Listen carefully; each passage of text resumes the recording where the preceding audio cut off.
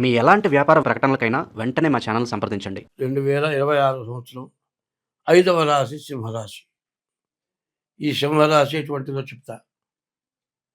సింహరాశికి సూర్యుడు అధిపతి. సూర్యుడు అంటే ప్రతి మతం వాళ్ళు కూడా సూర్య చంద్రులను చూచే పండగ చేస్తున్నారు. మరి అన్ని మతాలకి దేవుడు సూర్యుడు. అన్ని దేశాల్లో కనపడేవాడు సూర్యుడు. ఈ సూర్యుడు సింహరాశికి అధిపతి. సింహం అమ్మవారి వాహనం. ఈ సింహరాశిలో పుట్టారు అంటే పూర్వజన్మలో పుణ్యం చేసుకుంటేనే సింహరాశిలో పుట్టి ఉండాలి. అటువంటి సింహరాశికి అష్టమంలో శనిపడ్డాడు. మరి ఈ సింహరాశికి అష్టమంలో శనిపడటం చాలా కష్టమైన టైము. సంవత్సరం నుంచి వీళ్ళ పరిస్థితి పూర్తిగా బాగాలేదు. ఇంకా సంవత్సరంన్నర పాటు పూర్తిగా బాగుండదు. అయితే ఈ రాశి వాళ్ళకి రవి, గురువు, కేతువు ఈ 3 గ్రహాలే బాగున్నాయి. రవి వల్ల ఈ రాశి వాళ్ళు విదేశాలకి ఎన్నాళ్ళ నుంచో వెళ్ళాలనుకునే వాళ్ళు వెళ్ళగలుగుతారు. మంచి ఉద్యోగం రావడానికి అవకాశం ఉంది. బాగా సంపాదించడానికి అవకాశం ఉంది. గురువు వల్ల చదువుకునే పిల్లలు మంచి ర్యాంకు సంపాదిస్తారు. చదువు పూర్తయి ఉంటే ఉద్యోగం వస్తుంది. ఉద్యోగంలో మంచి ఉద్యోగం వస్తుంది. ఉద్యోగంలో కూడా ప్రమోషన్ వస్తుంది. బాగా సంపాదించగలుగుతారు. అన్ని విధాలా బాగుంది. కానీ ఈ రాశి దగ్గరికి వచ్చేప్పటికల్లా కుజుడు 6 బాగున్నాడు. అయితే శుక్రుడు బాగాలేడు. బుధుడు, రాహువు, శని, కేతువు మరి 5 గ్రహాలు పూర్తిగా బాగాలేవు. 3 గ్రహాలు బాగున్నాయి. ఈ రాశి వాళ్ళకి వివాహం కావటానికి కూడా చాలా కష్టం.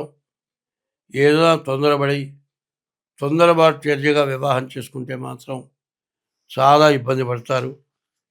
ఈ కళత్ర స్థానం అంటారు.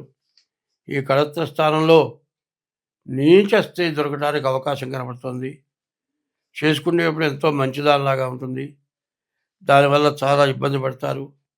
ఇబ్బంది నుంచి మీరు బయటపడాలి అంటే మాత్రం చాలా జాగ్రత్త పడాలి. ముందుగా కాలసర్పదోషం బాగా ఎక్కువగా ఉంది. తర్వాత బుధుడు, రాహువు, శుక్రుడు, శని అష్టమంలో ఉన్నాడు. ఈ అష్టమ శని ప్రాణకారకుడు. ప్రాణం తీయనన్నా తీస్తాడు, ప్రాణం తీసినంత పనన్నా చేస్తాడు.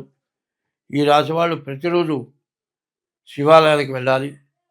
ప్రతి శనివారం శనివికి అభిషేకం చేయించుకోవాలి.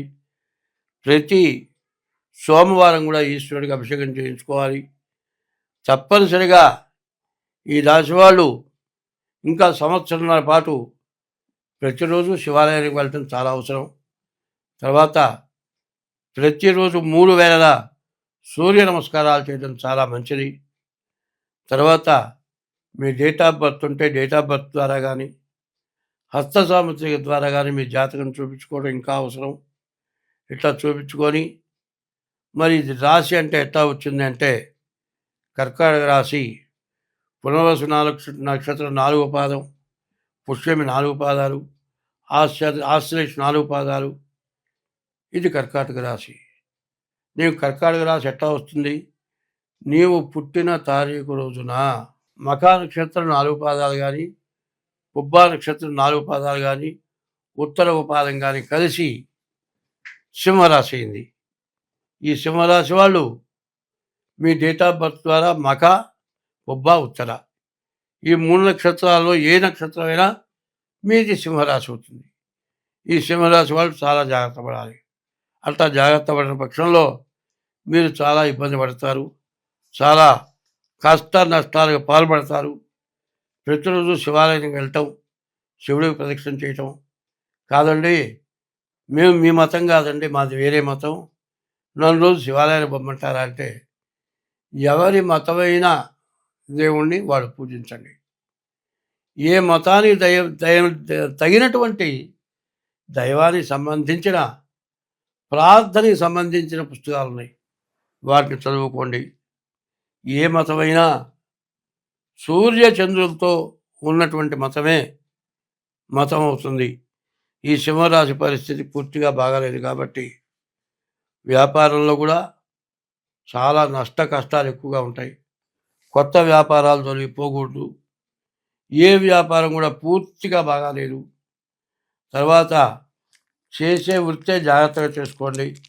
దీంట్లోంచి మారి ఇంకో దాంట్లోకి పోతే నాకేదో లాభం వస్తుందని ఆశపడబాకండి. సరిగ్గా చెప్పాలంటే ఉన్నది జాగ్రత్తగా చేసుకోండి. చేసే దాంట్లో ఏమీ లాభం లేదు అంటే అసలు మానుకోండి. ఉన్న దాంట్లో తిని బతకండి. అంతేగాని కొత్త వ్యాపారాలు పోవద్దు. ఉన్న వ్యాపారం జాగ్రత్తగా చేసుకోండి. నీకు 100 రూపాయలు ఖర్చు అయితే 10 రూపాయలు వచ్చినా చాలు. అనవసరమైన అప్పులు పెట్టడం కానీ, అప్పులు తెచ్చే వ్యాపారాలు చేయడం కానీ చేయొద్దు. ఏదైనా తెగ నమ్ముకొని తిని బతికినా పర్వాలేదు కానీ తాకట్లు పెట్టి, ఆస్తులు కుదవబెట్టి, బ్యాంకు లోన్లు తీసుకొని, అప్పులు చేసి, వ్యాపారం చేసి, మొత్తం పోగొట్టుకొని, వ్యాపారం సాగక ఆస్తులు పోయే పరిస్థితి కనపడుతుంది. ప్రాణం తీసుకునేటువంటి బాధ కలిగే లక్షణాలు ఉన్నాయి. ఈ లక్షణాల నుంచి మీరు బయటపడాలి అనుకుంటే ముందు డేట్ ఆఫ్ బర్త్ ద్వారా జాతకం చూపించుకోవటం, తర్వాత మీ ఇష్టదైవాన్ని తప్పనిసరిగా పూజించడం. డేట్ ఆఫ్ బర్త్ ఉంటే డేట్ ఆఫ్ బర్త్ ద్వారా కానీ, లేకపోతే హస్త సాముద్రిక ద్వారా కానీ మీ జాతకం చూపించుకోవడం చాలా అవసరం. ఎందుకంటే క్రిటికల్ టైం ఎప్పుడైనా సరే జాగ్రత్త ఉండాలి.